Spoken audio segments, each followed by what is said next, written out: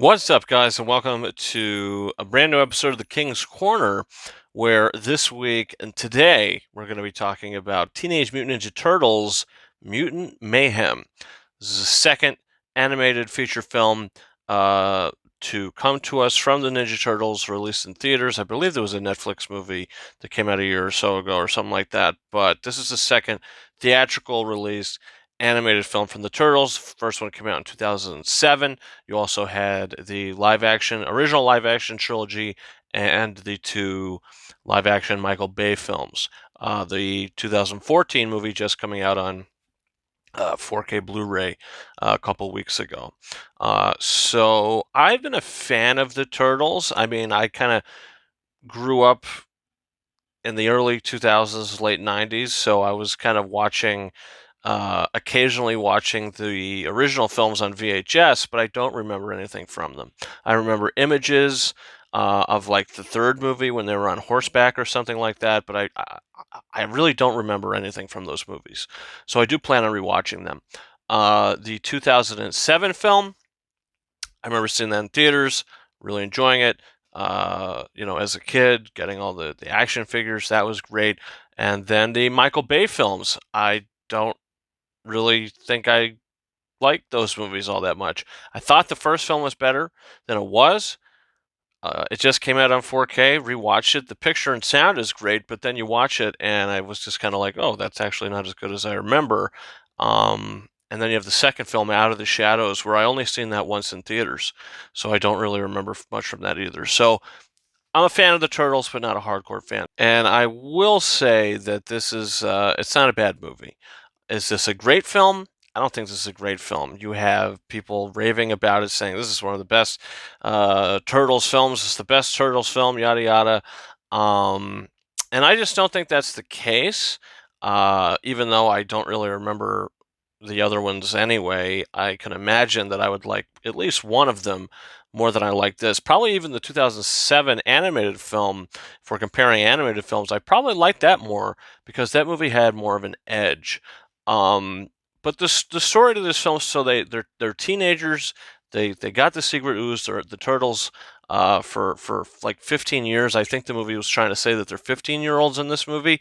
It didn't seem like it. It felt like they were more like 12-year-olds, 11-year-olds. They were just acting younger than I think they actually were, which is like due to the script.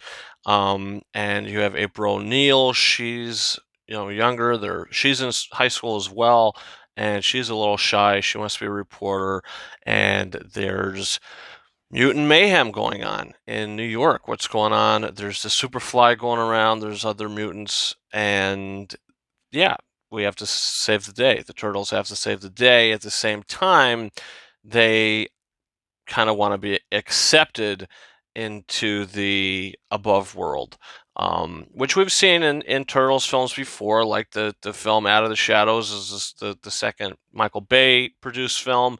They're dealing with similar things. They want to fit in the above world. So all those themes are going through this movie, and I do think that they pulled those themes off really well. The way that the script, plays into the emotional factor of it, I think worked really well. The first act is probably my favorite part of the movie. The second act, I do think it dips a little bit. And then the third act, it does come back a little bit towards the end with some of the action set pieces.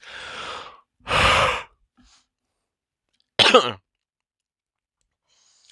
the way it wraps up, I thought was pretty cool, and it sets up for a sequel. There is a mid-credit scene that I would watch. But my biggest gripe with the film and the biggest negative I have with the movie is just it's a little too kiddie for me. I couldn't completely get invested as much as I wanted to because, like I said, these Teenage Mutant Ninja Turtles are supposed to be 15, but they're written more like very cheesy 11-year-olds, um, maybe even 8-year-olds. I don't know. I mean, they don't really act like teenagers their age, even though their parents are, or the father is the rat, Splinter, played by Jackie Chan in the movie, who I thought was good. And he had his funny moments as well. But yeah, it was just a little too kiddie for me. I couldn't really get invested into it because it was just like a lot of the dialogue, a lot of the humor, just a little too kiddie. It didn't work for me. But then you get the occasional swear word.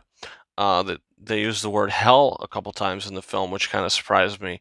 Um, and I'm not sure that really fit into the tone of the movie, but what are you gonna do? It's in there. Um, I thought the animation was good. I thought the score by Atticus Ross and Trent Reznor was very good.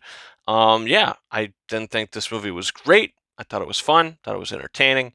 Um, and yeah, there's better animated films this year, but it's certainly I like this more than like Elemental. I wasn't too hot on Elemental. I got to rewatch that. Gonna wait till it hits 4K Blu-ray. Maybe I'll like it more in the second time, but I definitely came out of this a little more positive than that. It's certainly not as good as Across the Spider-Verse or Super Mario, but yeah, it's not a bad little movie, and I liked it. And if you want to go see it, maybe you'll have a good time too. This is a 3.5 out of 5-star movie for me. I'm gonna pick it up when it comes out on the 4K, the Blu-ray.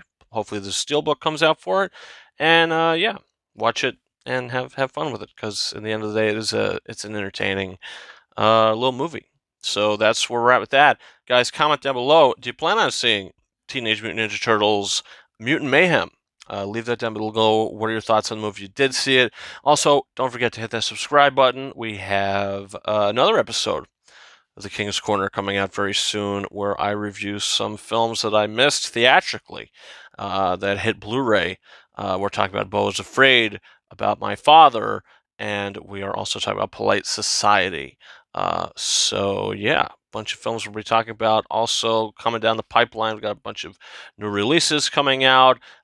Check out our weekly live show where we give away a lot of the digital copy codes from these films I get on physical media. So yeah, guys, that's it for me. You can follow me on Twitter at Ranking72 and Instagram and TikTok at King Arises 131. That's it for me. Thank you so much for watching this week's episode of The King's Corner. Until next time, over and out.